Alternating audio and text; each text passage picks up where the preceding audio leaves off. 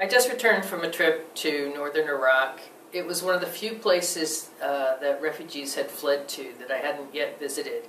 I've been to the region 6 times and met with refugees in all of my trips. I was particularly concerned about winter and the brutal effects that the cold can have on refugee families.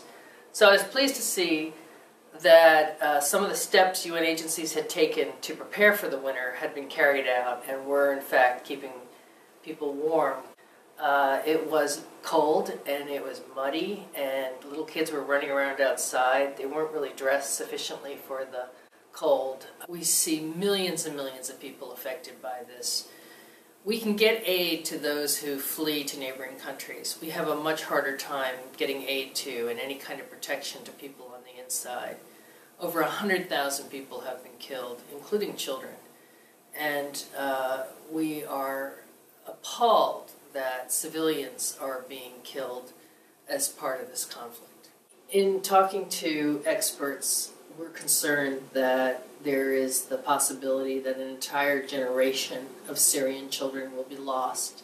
The good news is that the international community has never been as well organized to respond to a crisis. And the bad news is the crisis keeps going from bad to worse. I was in Geneva in mid-December when the UN unveiled its appeal for the new year, for 2014.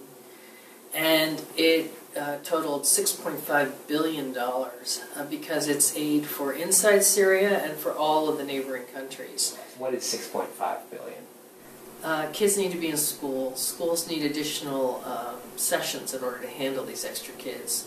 Medical care is going out, vaccination campaigns.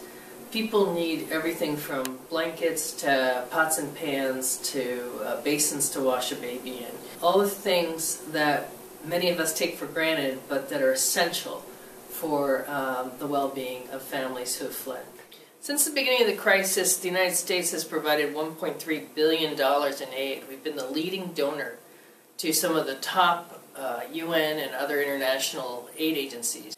And we have spoken out about the need to provide more aid to those who are fleeing the violence. It's not enough that we take good care of the refugees. We need to end this crisis.